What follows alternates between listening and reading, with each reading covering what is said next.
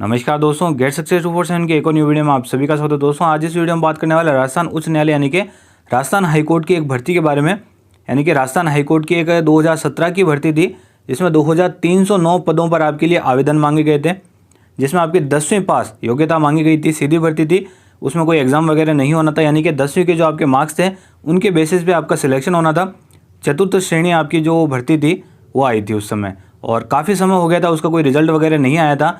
और अब फाइनली उन्होंने कह दिया है कि ये जो भर्ती है अब उसे रद्द कर दिया गया है और उसके स्थान पर नए सिरे से भर्ती प्रक्रिया फिर से चालू होगी। तो पूरी इन्फॉर्मेशन हम देख लेते हैं, ऐसा क्यों किया है, क्या क्या उन्होंने रीज़न दिए हैं और कब तक आपकी नई भर्ती हो सकती है वापस से शुरू। और इस बार इन्होंने कहा है कि जो 10वीं पास है उसके साथ साथ उनका एग्ज़ाम होगा। यानी कि इस बार उनकी सीधी भर्ती नहीं होगी, परसेंटेज बेसिस पे आपका सिलेक्शन नहीं होगा। यानी कि इस बार होगा आपका रिटर्न एग्ज़ाम, उसके बेसिस पे आपका सिलेक्शन होगा। अब ये पूरी इन्फॉर्मेशन देख लेते हैं, क्या उन्होंने क्या क्या चीज़ें उन्होंने बताई है, सारी चीज़ें आपको डिटेल में समझा देता हूँ।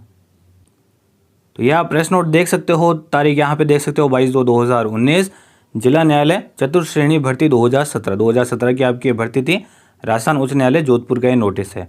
आप यहाँ पे देख सकते हो कि उन्होंने कहा था कि 10वीं पास के लिए जो भी उनके नंबर थे उनके आधार पे आपकी एक भर्ती निकाली गई थी, जिसमें 2309 आपके पद थे, उनके बेसिस पे भर्ती निकाली गई थी। लेकिन हुआ क्या, देखो मैं आपको डिटेल में थोड़ा सा अपनी लैंग्वेज में समझा देता हूँ कि 10th पास सीबीएसई के अंदर सीजीपी होता है और राजस्थान बोर्ड के अंदर सीधे आपके परसेंटेज आते हैं। तो इन्हें ये दिक्कत आई है कि कहीं पे सीजीपी है, कहीं पे परसेंटेज बेसिस है। एक तो पहली दिक्कत तो नहीं ये आ गई।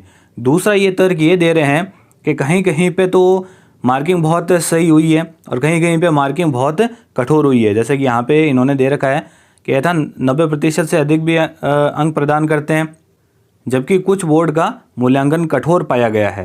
यानी कि कहीं कहीं पे तो आपका मूल्यांकन बहुत कठोर होता है और कहीं कहीं पे आपका थोड़ा सरल होता है, जहाँ पे आपके जो परसेंटेज है वो ज़्यादा होते हैं। एक तर्क इन्होंने ये दिया है इस भर्ती को रद्द करने का। तो इन्होंने फिर ये कहा है कि इस प्रकार से जो भी मेरिट वगैरह है ये निर्धारित नहीं कर पाए थे। और एक तर्क इन्होंने ये भी दिया है कि अन्य राज्यों में चतुर्थ श्रेणी कर्मचारियों की जो नियुक्ति होती है वो लिखित परीक्षा के आधार पर ली जाती है। जैसे कि उत्तर प्रदेश, मध्य प्रदेश, महाराष्ट्र, कर्नाटक, तेलंगाना, झारखंड, आसाम, त्रिपुरा एवं दिल्ली आदि राज्यों में अधीनस्थ न्यायालयों में चतुर्थ श्रेणी कर्मचारियों की नियुक्ति 8वीं अथवा 10वीं पास विद्यार्थियों की लिखित परीक्षा एवं साक्षात्कार के आधार पर ली जाती है। यानी कि इंटरव्यू और लिखित परीक्षा आपकी होती है, उसके आधार पर आपके सिलेक्शन किया जाता है। तो इसी तर्क के आधार पर राज्य सरकार ने भी यही कहा है कि राज्य सरकार ने भी इस श्रेणी के कर्मचारीगण के चयन हेतु 10वीं पास अभ्यर्थियों की प्रतियोगिता परीक्षा किया जाना प्रस्तावित किया है। तो इसी आधार पर ये भी यही कह रहे हैं कि अब आपकी ये जो भर्ती आएगी 10वीं पास की, इसमें आपके लिखित परीक्षा होगी। तो यही सब चीज़ें इन्होंने बता रखी है।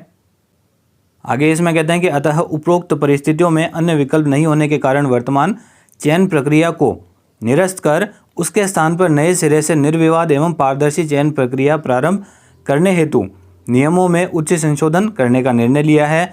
इस प्रक्रिया में अभ्यर्थियों को हुई असुविधा के लिए उच्च न्यायालय प्रशासन खेद व्यक्त करता है। इन्होंने ये बात रखी है। और यानी कि दोबारा से आपकी जो भर्ती आएगी और उसमें आपका इस बार लिखित परीक्षा होगी। उसके अंदर कौन कौन एलिजिबल होंगे, सभी होंगे।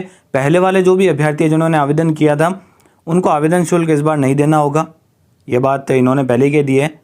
और जिन्होंने पहले आवेदन किया था और इस बार आवेदन नहीं करना चाहते उनकी जो फीस है वो लौटाई जाएगी, वो भी इन्होंने कहा है। और जो आयु में छूट होगी वो भी दी जाएगी, क्योंकि भर्ती को 2 साल हो गए हैं।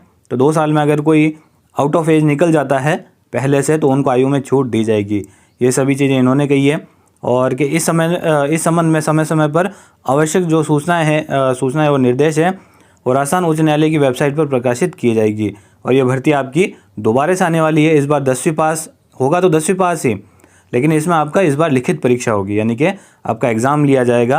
तो दोबारा से आवेदन होंगे और इस बार कोई भी आवेदन दोबारा से कर सकता है। पहले जिन्होंने आवेदन किया उनकी फ़ीस वगैरह नहीं ली जाएगी, और पहले जिन्होंने आवेदन कर दिया था अब अगर वो आवेदन नहीं करना चाहते तो उनकी फ़ीस लौटा दी जाएगी।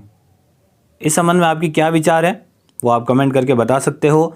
और ये भर्ती देखते हैं कब तक आती है, जब भी आएगी आपको इन्फॉर्म कर दिया जाएगा। यानी कि अभी एट प्रेजेंट इस भर्ती को रद्द कर दिया गया है, ये आपके लिए ज़रूरी सूचना है। वीडियो पसंद आता है तो लाइक कर दीजिए, कोई भी डाउट है तो कमेंट कर दीजिए। चैनल पर पहली बार आए हो, पहली बार विजिट कर रहे हो तो चैनल को सब्सक्राइब और बेल आइकन को क्लिक जरूर करना। तो दोस्तों धन्यवाद, मिलते हैं एक वीडियो में।